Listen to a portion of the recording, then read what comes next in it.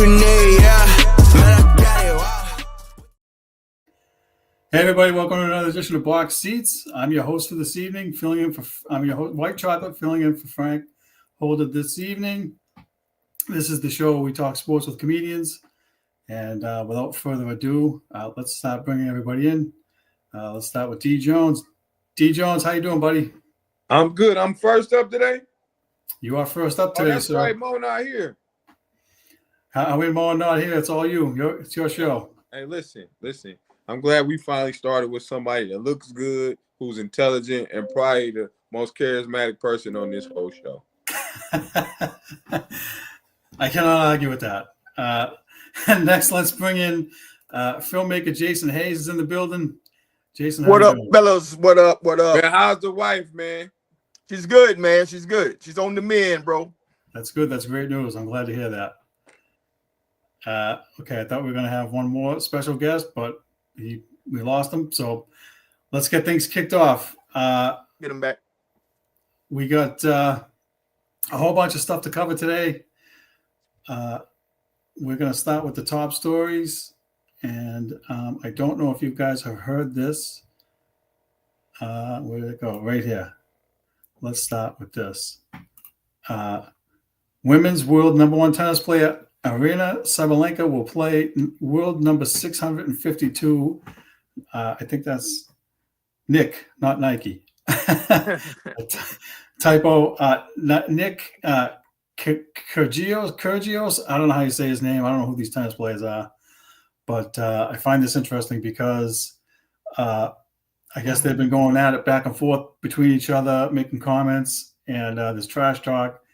And Kyrgios claimed that women can't return their serves and that he would win 6-2 in a podcast with top 15 player Alexander Bublik this summer. And we have seen some of these matches before. This will be the let's see. Doesn't it say? I thought it said fourth match between men and women. Whatever. We've seen men play against women in these type of matches before. I don't watch a lot of tennis, so I don't know how good these players are. I mean, 652. You're at the bottom of the barrel there, buddy. Running your mouth. I don't know how that works. D. Jones, what's your thoughts on this matchup? Listen, she gonna whoop his ass, okay? If you don't watch tennis, you gotta watch Aryna. She is amazing. She can serve, she can volley, and I never heard this guy. He ranked 652. He about to get his ass whooped. He can talk all the trash he want. Once he get between them lines on that green surface, it's a wrap because Aryna Skababaka goodness.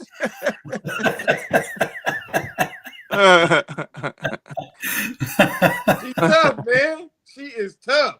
She tough. She like the white Serena. All right, is that it? Let's bring in. Yeah, that's all I got. Let's bring in Jay. Jay, what's your thoughts on Aryna whooping this guy's ass? Because I want to see it.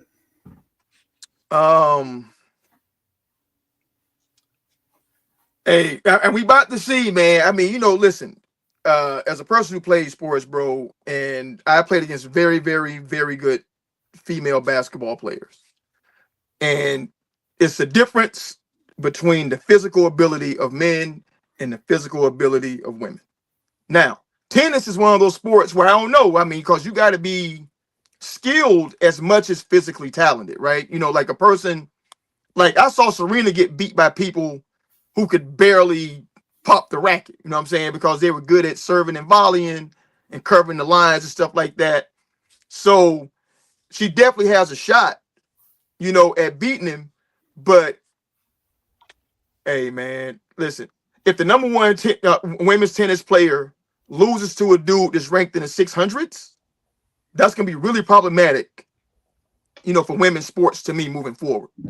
Because you're saying that this dude can't beat anybody on the men's circuit, and he just beat your best player. I mean, honestly, I hope she wins for the sake of women's tennis, and female sports everywhere. But The physical thing is very different. So let's hope he sucks. He makes a lot of errors, and that's why he's down there. It's not about power. It's about being able to finesse and do all that stuff. But this is a dangerous game to me. It's not like Billie Jean King, who played Bobby Riggs, like in the early 70s, where she was like at the peak of her power, and he was some washed up misogynist, 10, 15 years older than she was, who couldn't move the same way. This dude still plays. So I think this is going to be a very interesting thing. Yeah, I mean, I would like to see the outcome of that. Who do you play against when you rank 652, bro? You playing against us. That is true. All right. Listen. I mean, do you know somebody who's a top 700 at anything in the world? It's 8 billion people. Mm-hmm. He's 700 on planet Earth. You know what I'm saying? That's a really good tennis player. I gotta be top 700 in stand-up comedy. I have to be.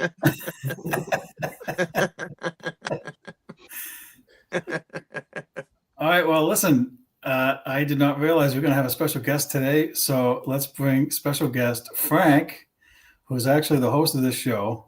And but not today. Not today.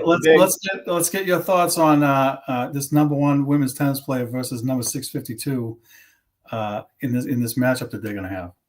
Well, personally, I want to echo everything that Jay said, but also you want to add. Here's the thing, what I'm thinking of. I'm thinking they might be trying to bring in some shock and awe to their sport, right. Especially more shock and awe to help raise some more recognition to them, get more sponsorship dollars and everything else. Because let's be honest, did anybody hear about this dude before this match came about? No. Nobody heard about him before. So I'm looking at it like maybe he did this and willing to do this now. Maybe he brings some more haters, maybe get some more people who like him. I just think that it's definitely a ploy to help people want to pay attention to who he is, even though he's 700. Because I can tell you right now, I don't think there's a person the person in the United States who can name anybody from 150 on down. You know what I mean? Or maybe 100 down. 100 to 700. You can't name any of them unless you know them personally. So I think that's what the plan is. So I think it's a shrewd move. And like Jay said, you know what I mean? This guy is playing. This guy's playing. He's an active player, so he might be trying to bring in some people to be able to play with him right now. So that's my thoughts on it. Go ahead, Steve. You got it. All right. Let's move along to our next story. I'm not sure if you guys heard about this, but Dana White has confirmed FBI investigation into UFC fight fixing allegations. he surrounding the controversial loss this past Saturday, and said the UFC is actively working with the FBI as the promotion battles its second potential betting scandal in the past 3 years. This is not a good sign for them, especially, and I know this is a sore subject, so I'll try not to hurt anybody's feelings here, but with the UFC looking at being at the White House at some point soon, this is not a good thing for them. So, D. Jones, what's your thoughts on these allegations and Dana White coming out and saying, hey, we're confirming? Yeah, he don't want his name in it. He's got to come out and say, hey, man, we got some stuff going on. We got to get it fixed. We got to get it right, because he's the head and the face over UFC. So he can't act like he's a part of it. He's got to hurry up, nip it in the bud, get it right. UFC seems like it hasn't been as popular as it was years ago. And this could hurt them, especially if it's more than just this fight or this fighter that we said got caught. So yeah, I think Dana White doing the right thing. Like, go ahead and get in front of it. Okay. Gia, what's your thoughts on Dana White jumping in here and cooperating with the investigation? I mean, what choice does he have? I mean, if other sports are being investigated for this gambling stuff, and there's no sport easier to fix than UFC or boxing, right? So, what's going on with this dude right now, man? I mean, first off, let's just clear the air. The one thing in his favor is that he is one of Trump's beloveds. Mm-hmm. So, given that he's one of Trump's beloveds, I suspect he'll be cleared in all matters. It'll just go away, you know, because he likes him. You know, even if he's guilty of sin, it won't matter because it's not about fairness with these people right now. You know, it's not about, you know, having people being held into account in any kind of way. So if he's scrambling right now, I think that there's a lot of truth to what's out there, and you know, and like D said, he's trying to get out in front of it. But sometimes what you're getting out in front of is a runaway locomotive, and you're gonna get your ass towed up no matter what. Yep. All right, Frank, let me throw this at you. This is the second time that I've heard where the sports betting agency actually reached out to either the NBA or the UFC and said, hey, we saw some unusual action. And so what's your thoughts on them being proactive as the sports betting entity amongst these allegations? Well, let's look at a couple of things. Number one, UFC is trying to get ahead of it because they know their name is getting ready to be synonymous with the White House because of obviously President Trump is getting ready to build out some type of wing thing or something where he's going to have a UFC, event. That's number one. Number two, the country's going through all this disruption of what's happening upside down and left to right, which just happened with the recent elections. So people are going to be concerned about that. But number three, and probably could be 1 and 1A, is that all the sports are getting ready to be looked at under the feds and under all kinds of different kinds of committees and things like that. So there might be some things that people will be taking a look at outside of, the federal government, and that might be able to step on some things and might disavow this name, however you want to use the term and everything else, to get ahead of it and to separate themselves from it. Because if people start seeing and feeling that stuff is fixed, they won't continue to bet on this. Like, it's going to tank. It's going to tank on you, like things like UFC is publicly traded. That's a publicly traded company. If word out like it's like that, it's tanking and things like that, the stock is going to plummet hugely, and then the stock is not going to be worth a penny.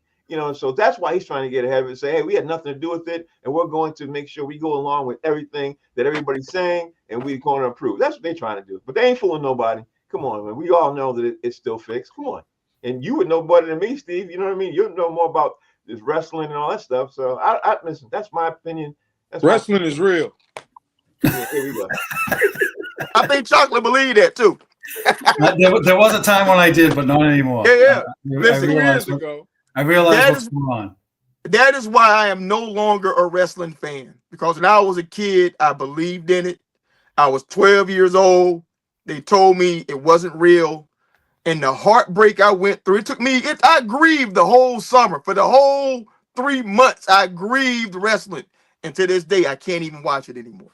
Really? Wow. I'll say this. Let me do this real quick.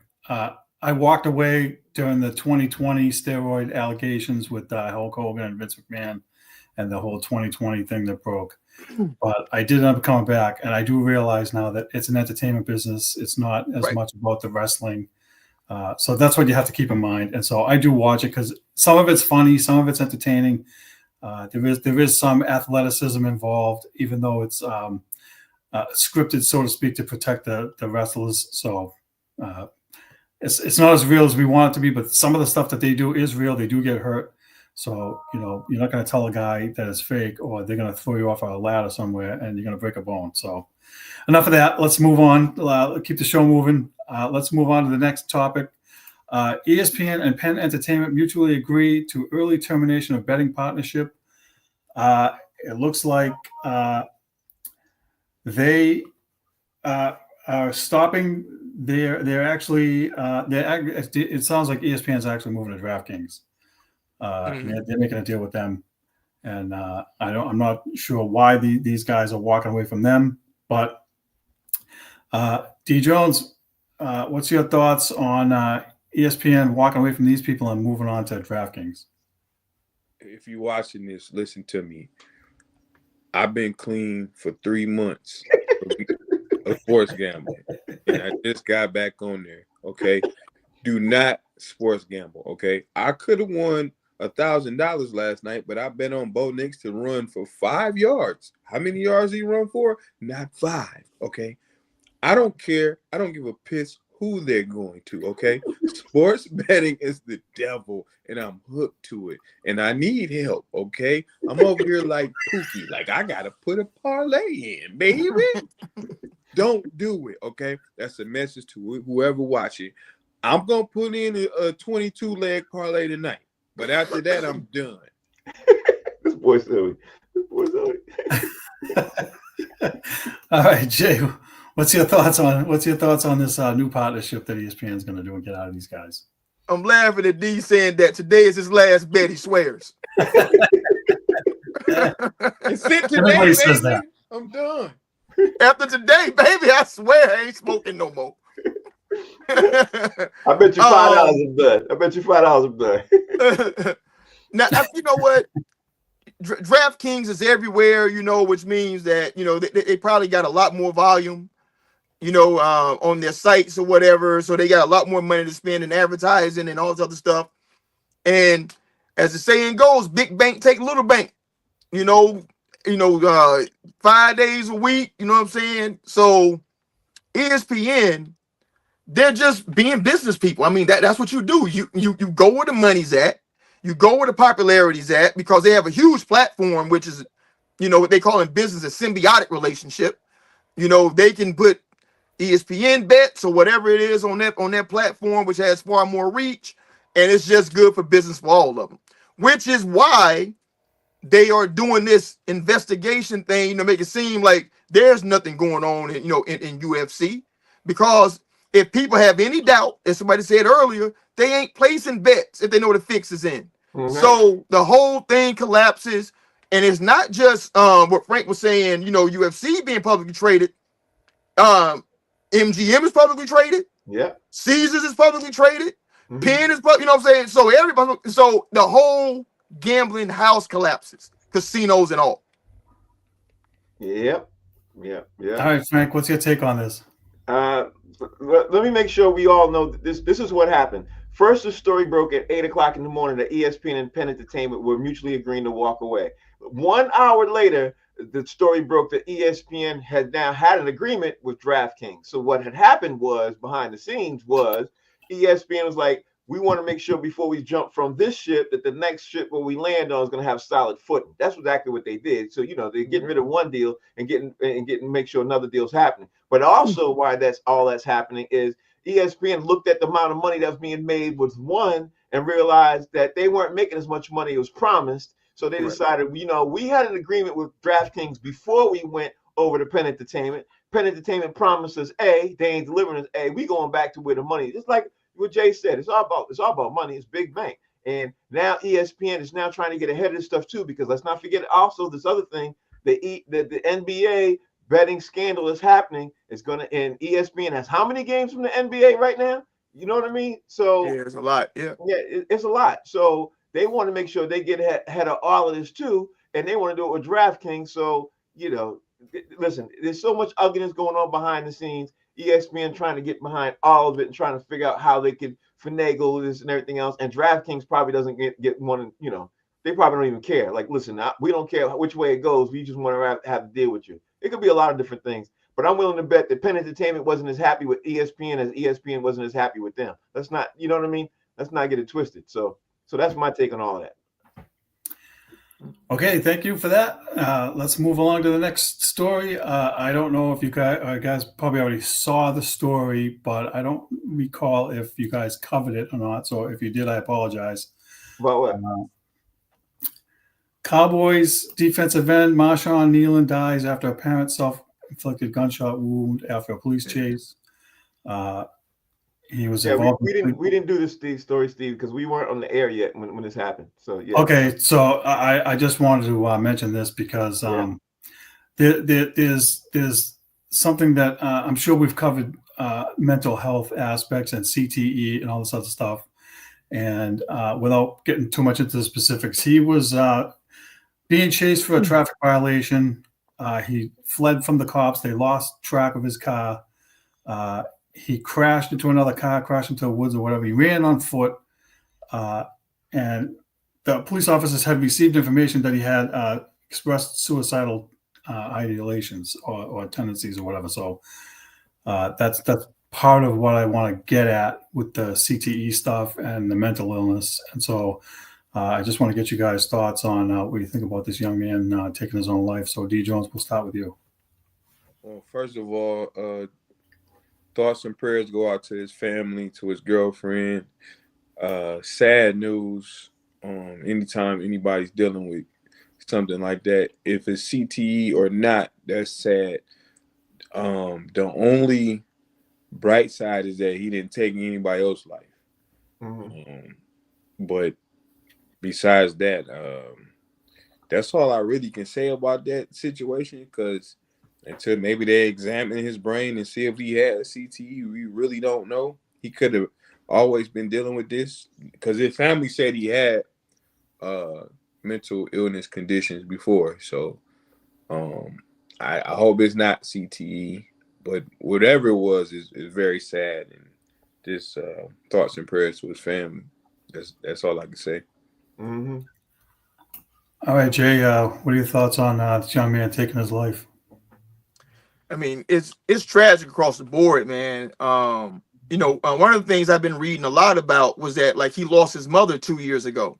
Mm-hmm. And that's one of the things, that he's been dealing with. But let me say this just in general, with Gen Z in a lot of ways. I'm not saying if they're more or less suicidal, because, from like dudes that I've known since I was 18 in college. When I was in college, I know like at least 3 dudes that went to school with me who committed suicide. Mm-hmm. And they didn't play football, right?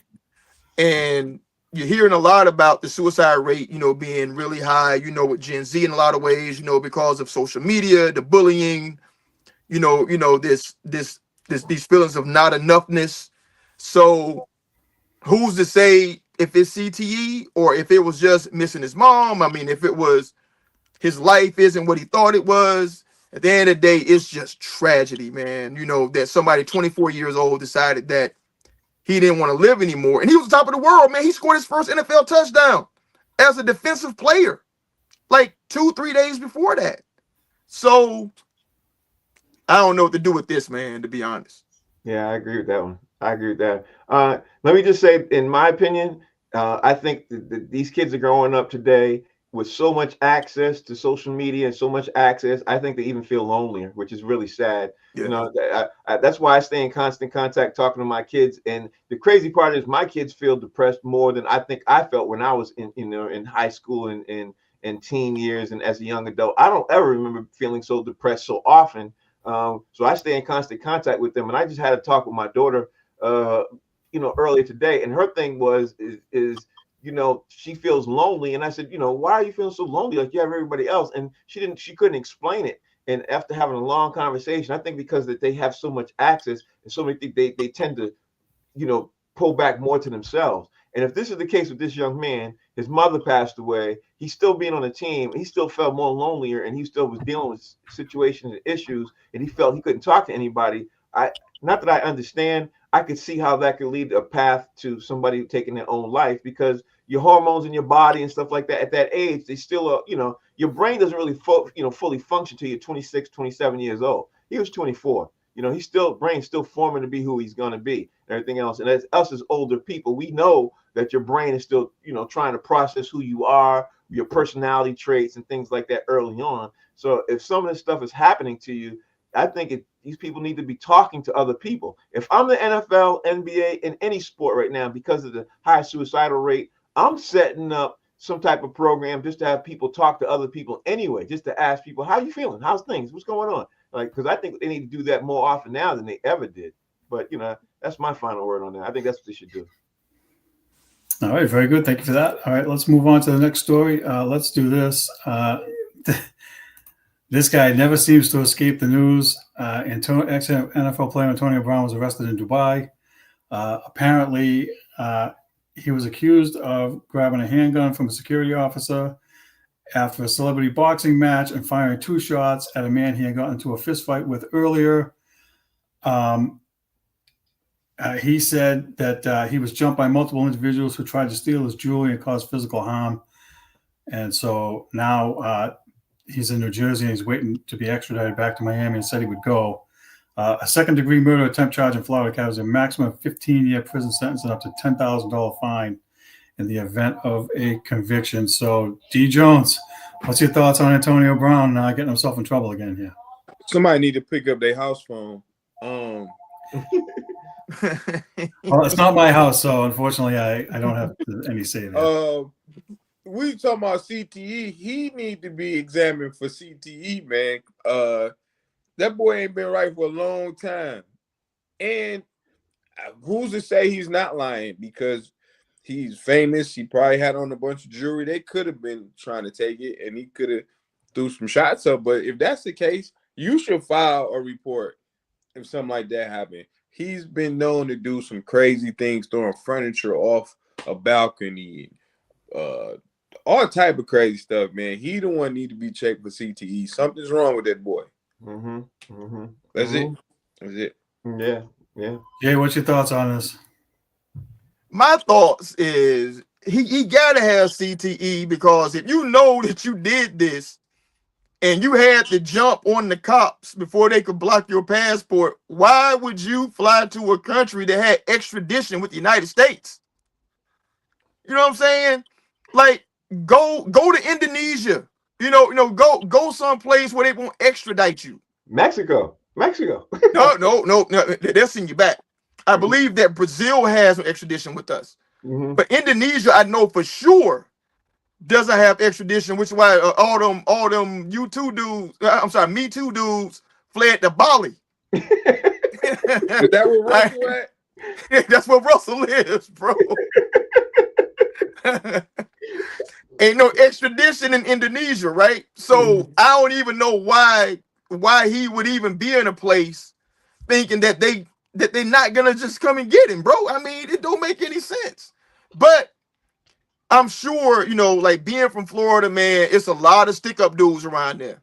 Yeah. Who live, for a come up, and they might have thought he was slipping, he might have done it. But having said that, what you can't do is grab somebody else's gun and start busting in the crowd. You can't do that. Yeah.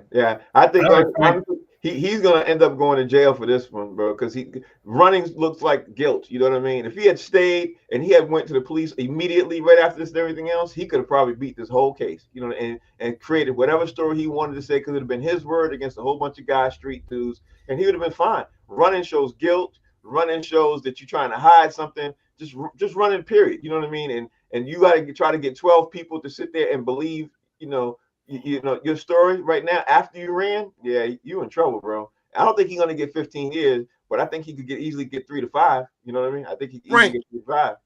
But Frank, two things that you are not considering. One, it is Florida. That's true.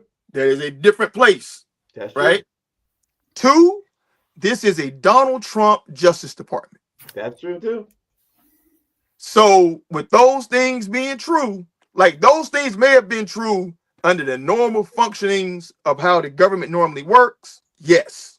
Or how the normal functioning of like how the state government in Florida would work, yes. But given the way things are right now, where everybody just want a bag, and Antonio still got some bread now. Yeah. Do not count on him really going to jail for anything. I mean, it might get played down because there is that reasonable doubt that dudes jumped him and tried to rob him. Like it's entirely plausible. Yeah, I can definitely see that. I can definitely see that. However, they can. All right, we have a special guest here. Hey, local organizations making Carol, sure what's up, kid? even while the government is shut What? What's going on? Not much. Don't put me on. All right, hang tight. All right, I apologize for that. I thought he wanted to come in. I think he's trying to watch. All right, so let's move along. Listen, I don't know how many of you guys watched last night's game. I did not, because I was watching the Bruins. Let's talk about the Broncos' ugly win over the Raiders last night, matched a 50-year-old record. And I don't know if you guys are aware of this, but both teams pulled off. The Broncos got penalized 11 times while only recording 10 first downs, and the Raiders put up the exact same numbers. And in the game 50 years ago in 1976, it was the expansion 0-5 Seattle Seahawks against the expansion 0-5 Tampa Bay Buccaneers. And both those teams, Seattle had 15 penalties with 14 first downs, and Tampa Bay had 20 flags and 18 first downs. So let's get you guys' take on D. Jones. What is your take on this ugly flags more than first downs in this game? Listen, when you guys sitting in y'all picks in last night, I seen it, but I knew I wasn't watching this game. I knew I wasn't about to watch this. Broncos are frauds. Yep. The Raiders are trash. The only teams there probably better than the Giants and the Jags. And I knew I wasn't going to watch that debacle last night. I went to had some Scorpio activities last night, so I didn't really partake in that game. But that is a disgrace. Like, come on, they have more penalties than they have first downs.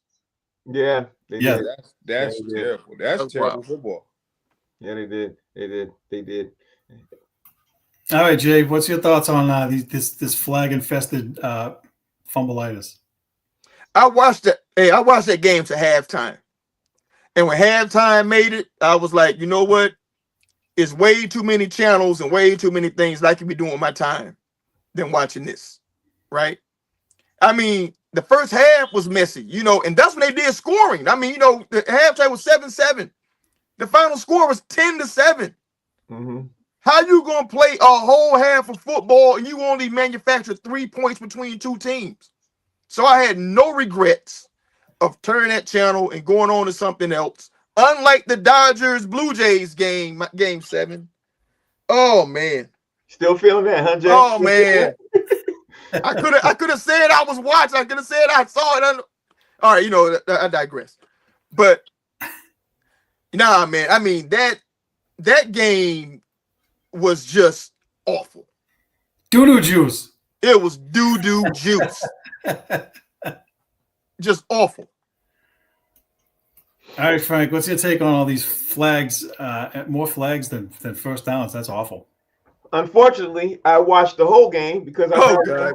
I was going to host the show today, so I was ready to fire back at you. But I will say this: that was one of the worst NFL games I think I've ever seen all time. There's a lot of bad games that you see that lopsided and everything else. There's so many things. My immediate 3 takeaways are: Geno Smith is trash. Trash. Mm-hmm. Like I don't know. The Geno Smith who played the Patriots was not the Geno Smith who played last night. I don't know what happened. I don't know. I don't know how. Also, my other takeaway is their coach Pete. Oh my God, Pete Carroll. Pete Carroll is a horrible coach now. I don't understand what's going on. He's And 9,000 years old. I get it. He missed the burn. He shouldn't be coaching. He should be coaching. And number 3, let me just say this out there. The Patriots had a great chance last night of being the number 1 seed in the AFC because when I say the Denver Broncos gifted the Raiders that game and the Raiders couldn't capitalize on it in the end of that game, it was a gift. The Raiders ended up getting a turnover and couldn't capitalize from the 35.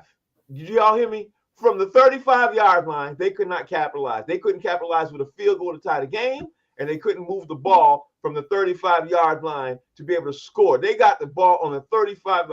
Who watches this football game? I was mad because I was like, damn, I got to host box seats. Really? I was mad watching that game.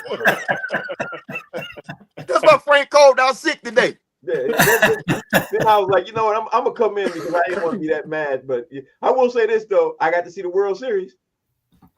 You did do that. I sure did. That was the best series of baseball. Oh my God. The best World Series ever seen. And you missed it. No, D, I was watching the game and turned the channel. Yep. That's what makes it worse. If I was never watching, I could live with that. Yeah, that's worse. That's worse. It's worse. Yeah, I turned the channel at the top of the 9th. I'm out of here. That is the worst. You probably turned the channel, Jay, when they had 2 outs, huh? You thought it was a wrap. Once they made that 3rd out in the bottom of the 8th, yeah, and then they top of the 9th, yeah, I turned the channel. I was like, it's over, man. I mean, it's down 2. It's a wrap on this. Yo, man, wow. Wow. We won't even go with. We won't even tell you no more how much it was the best World Series ever played. We won't even do that to you no more. Oh my God. We ain't gonna do that to you no more. Go ahead, Steve. You got it. All right. I think it's time for us to jump into the top fives now. So let's start with top 5 trades for teams that made trades before the trade deadline. D. Jones, let's get your top 5 teams that made the best deals before the Let me deadline. reiterate one thing on my Howie. That was the greatest World Series ever played.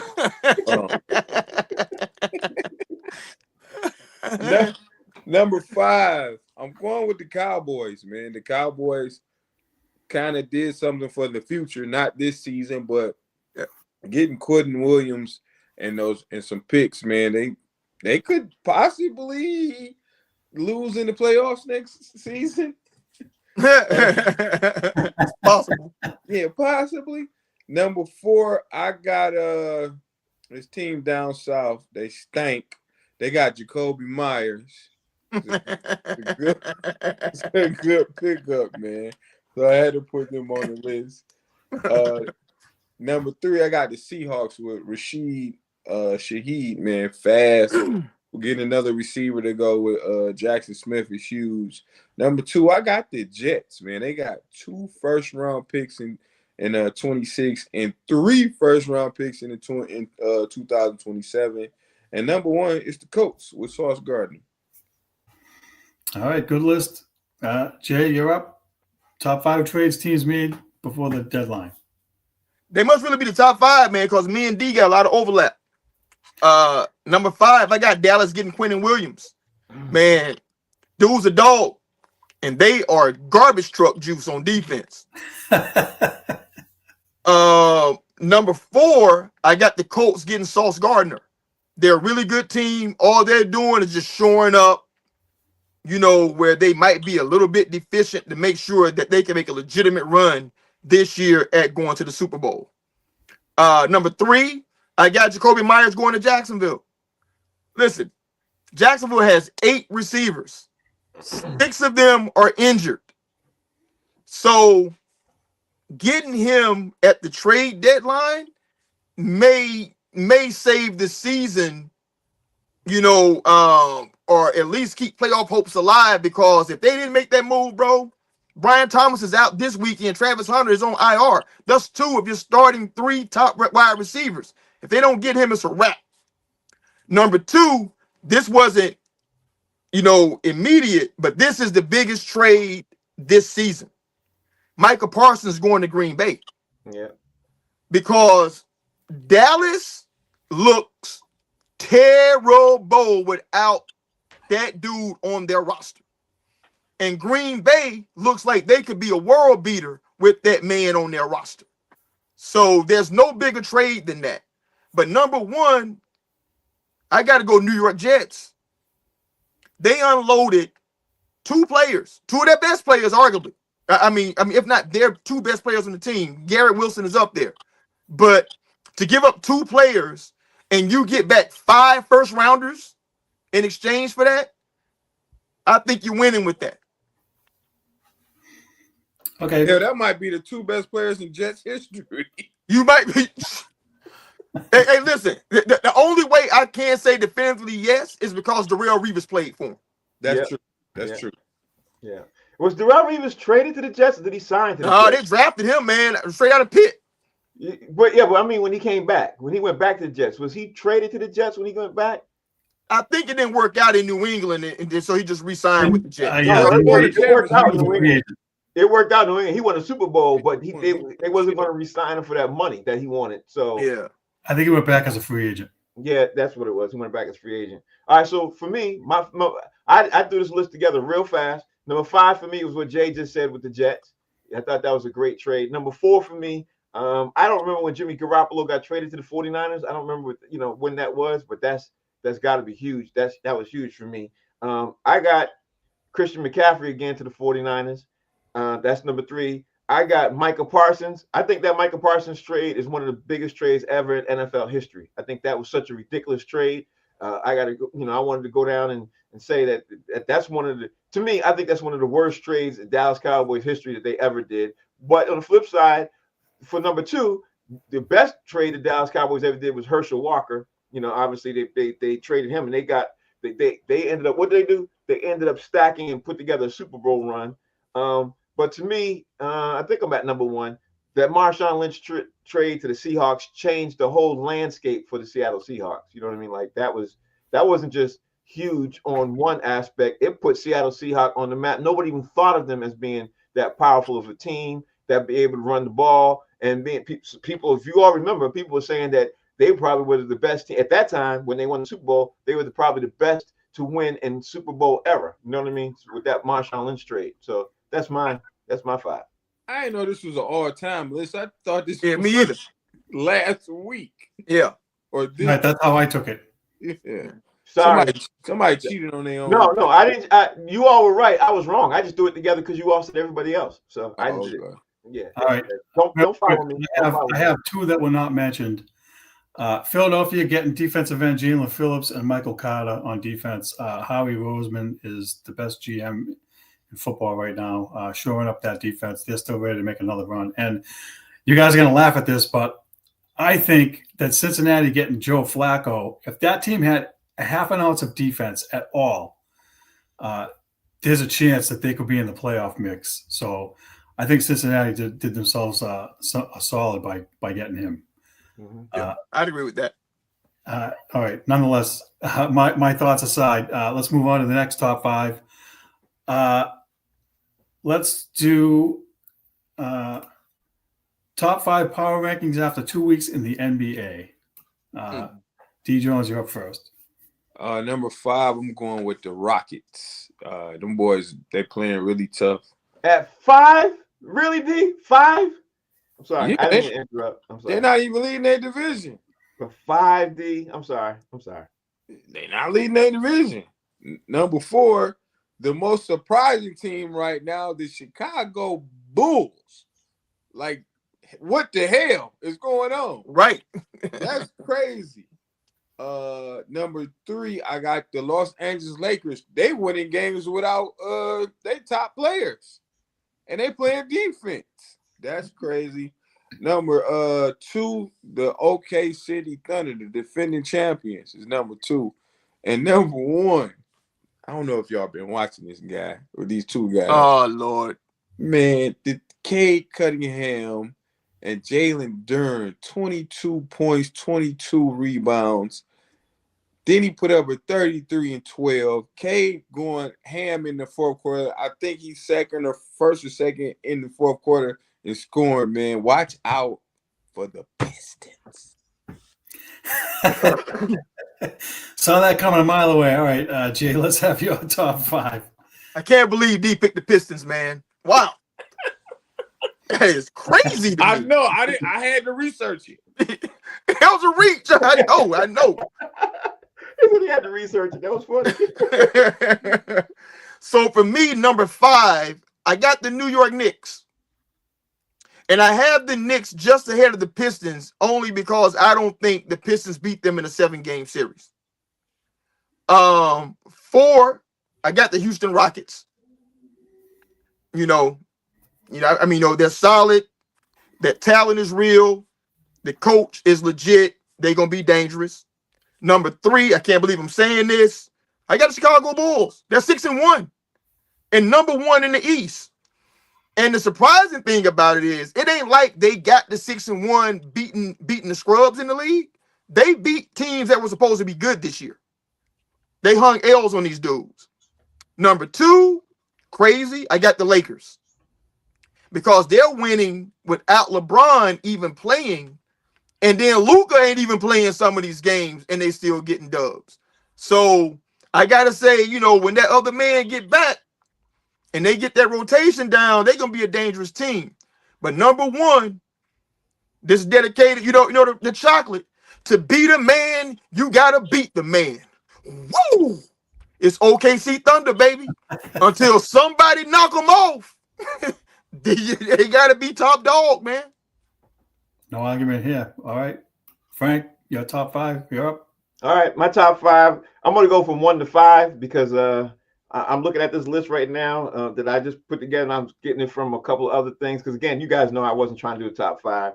So number 1 for me has got to be OKC, and I'm also putting this list together from teams I've seen play. Okay, I want to do it like that. I don't want to just put, hey, because everybody else doing that. I want to do it from the teams I've seen play. So from what I've seen, for who I've seen play, 1 is OKC, 2 is the Houston Rockets. Got to get to the Houston Rockets.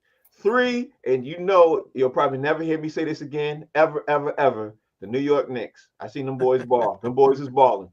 I got to give it to them. 4, the Denver Nuggets.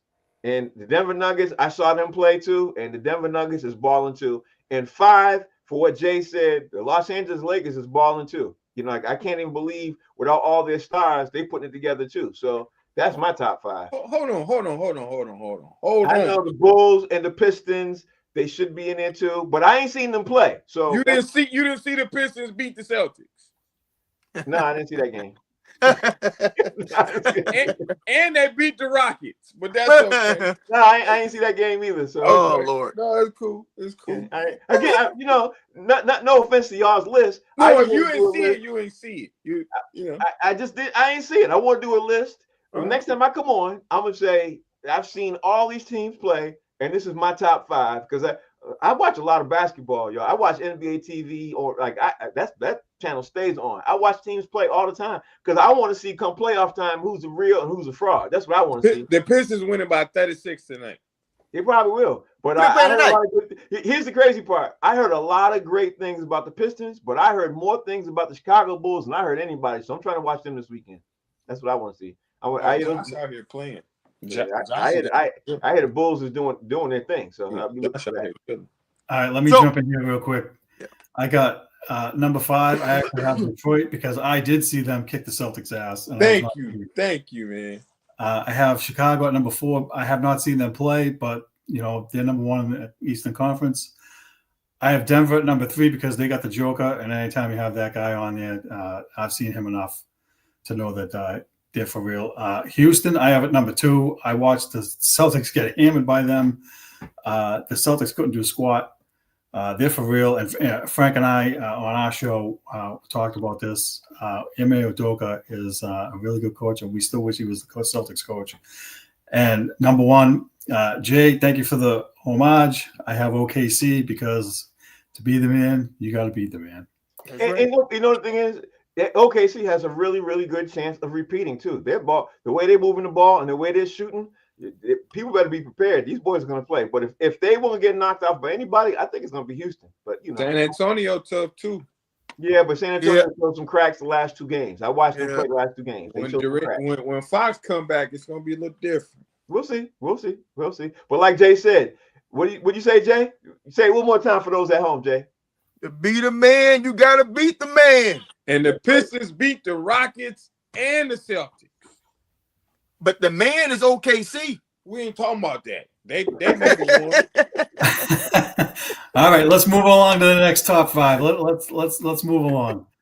We're running out of time here. Let's see. Let's mix it up, right? This is Friday, so let's mix it up. Let's do top 5 stars in sports that you would like to do their soundtrack when fans watch their highlights. Y'all didn't do that already? Nope. No, we started with football. Oh, okay. No, I mean I thought they did that this week because that's been up there for a minute. Okay, go ahead. I want to hear this. Okay, number 5, I got Anthony Edwards, the Ant-Man, a song by Tony Yayo. I don't love hoes. I'm pimping.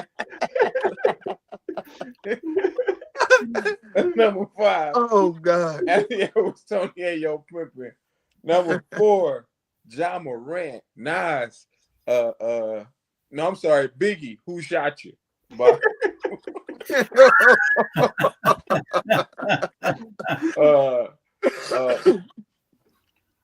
number 3, Drake, May, Redman, and Method Man. I could just see him throwing the ball to how high. Yeah. Excuse me as I kiss the sky. He just throwing the ball up. Number 2, my guy got to come to Detroit, Jalen Dern, the dog, DMX, Rough Riders anthem. Just him catching lobs to DMX. And number 1, Cade, Jay-Z, Already Home. Cade Cunningham. That's my number 1. I like that. That was dope. That was dope. Very good. Jay, you're up. Top 5. Well, number 5, I'm gonna go Angel Reese. I think that she should come out to Skin Tight by Ohio Players.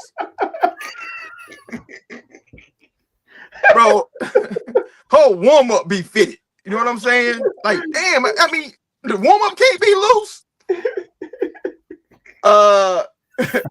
Number 4, I got Ja Morant, and we going back to old Kanye, and we gonna have him come out to When It All Falls Down.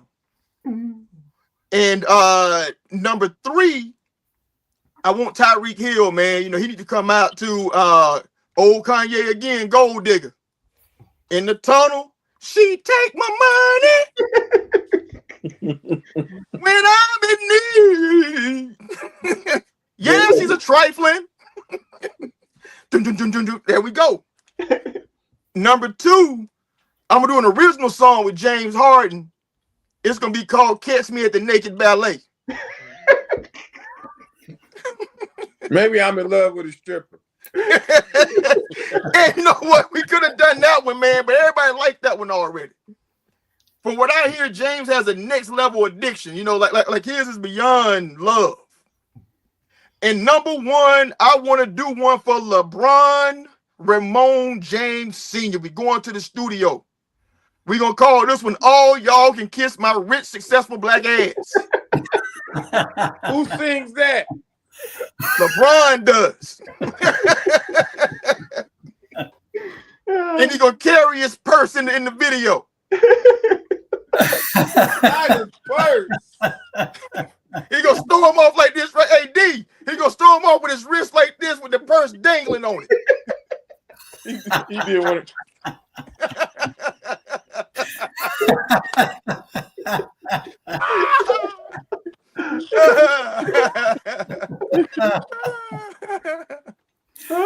Y'all got to do a top of the head. Top that, Frank. I can't. I didn't do a top 5 for that, and I'm not even going to touch it. All right, so listen, I have top 5 athletes, but I didn't do the songs because there's no way I can match with you guys with the music. But I have Roman Anthony for the Red Sox because he's going to be the next budding star. I would love to see music and highlights for him. Number 4, I have Drake May for obvious reasons. Number 3, Shohei Ohtani. I mean, that guy's highlights. Who doesn't want to watch those? Number 2, I'm doing a little old school Larry Bird. And I have maybe like old school Ice-T or NWA for his music. I'll pick a song out of there somewhere. I bet they could make it work.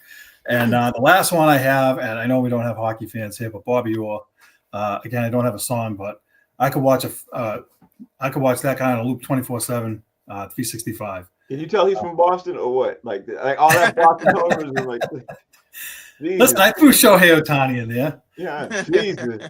I got a song for LeBron that'd be perfect. I could just see LeBron dunking on everybody to Ludacris. Move, bitch. Get out the way. That'd be perfect. That would be. That would be perfect. That would be. All right. Mm-hmm. Let's move on to the next topic. Let's see where is. Can we finally clean this up and get rid of it? Yep, let's go. I know you're going with it. 5 reasons the WNBA should or shouldn't strike. Let's knock this off. I thought we did this. We did like we did one. Everybody did like one or two. We did one twice. A different day. So maybe we can give just like 2 or 3 so we can take it off the list. Or just do one more and take it off the list. Yeah, that too. That'll work. Yeah. Go ahead, D. You got the ball. Top 1 reason the WA should or should not strike.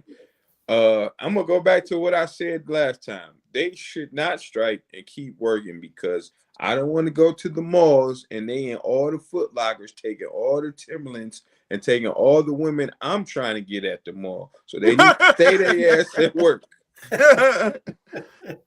Oh man, that's it. D got too much time on his hands. You go in the mall, D. Go ahead, Jay. Okay, I'm gonna say that they should strike and demand a salary that's more in step with the cost of what it costs them to be a professional athlete. You know what I'm saying? You know, they got to eat a certain way, they got to train. And if you play for the New York Liberty, bro, you live in New York City. Mm-hmm. You know what I'm saying? You know, or if you play, you know, for like a team in Seattle or a team in LA, cost of living is crazy in these places. So I looked it up, man. Like the average WNBA salary is $102,249. That's the average, which means some up, some down. Their max salary is $215,000. And that's reserved, you know, for like maybe like one player on the team that makes $200,000 a year. So I think that they should be able to. I'm sorry, that's a max salary. Then the super max is $250. Now, bro, you cannot live in New York City. I mean, you can, but you gotta live for the money for the rest of your life. Like the point of being a pro is that you make enough money to live off of, but also have money when you are done playing. 250 grand in New York City, bro, that's you.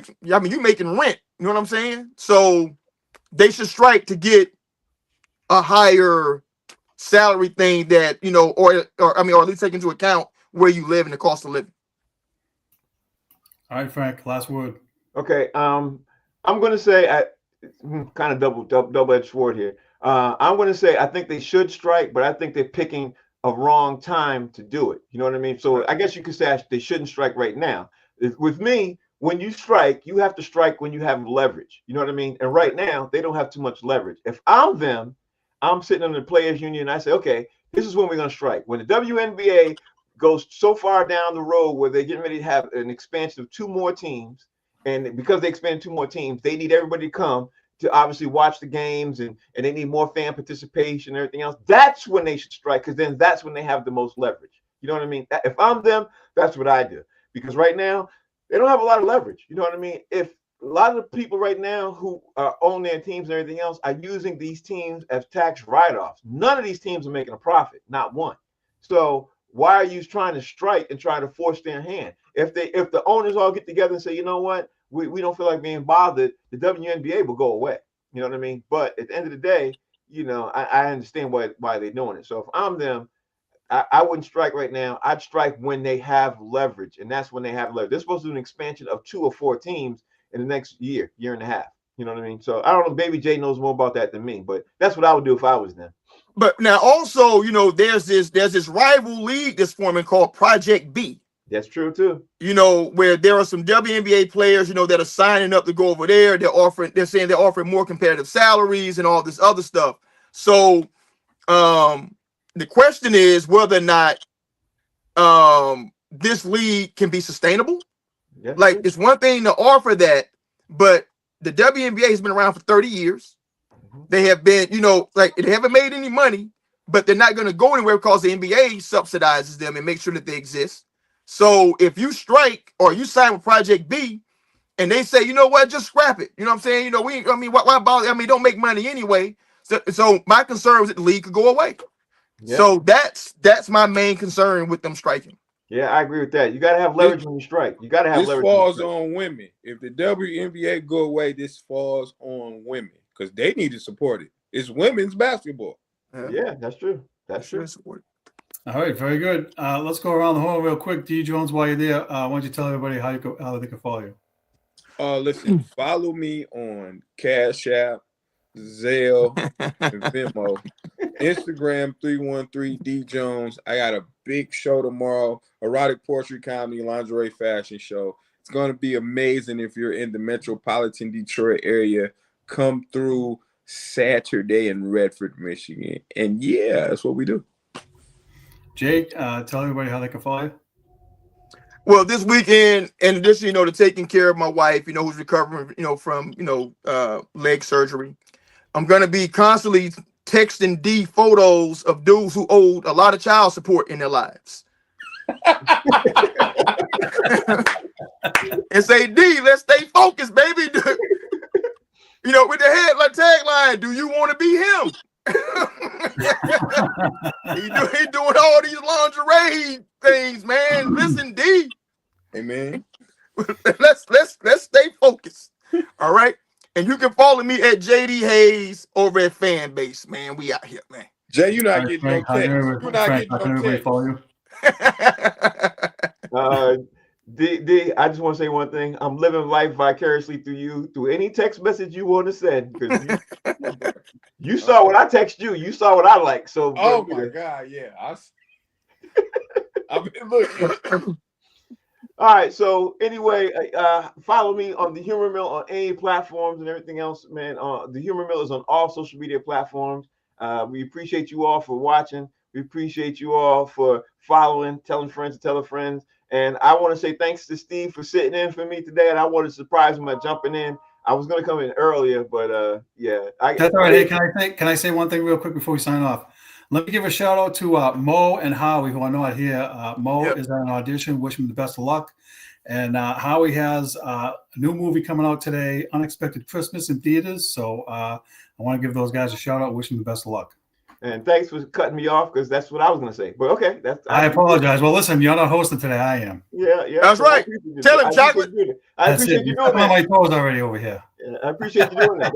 That's how you do it, because you are hosting. You are hosting. Don't gamble today, fellas. All right, listen. The name of the show is Box Seats. We're on every day from 5 to 6. Thank you all for watching. Thank you for the support, and we'll see you guys all later. Peace.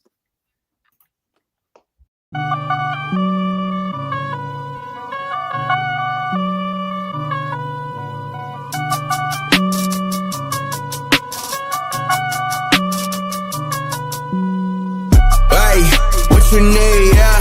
Man, I got it, wow. What you say, hey? We about it,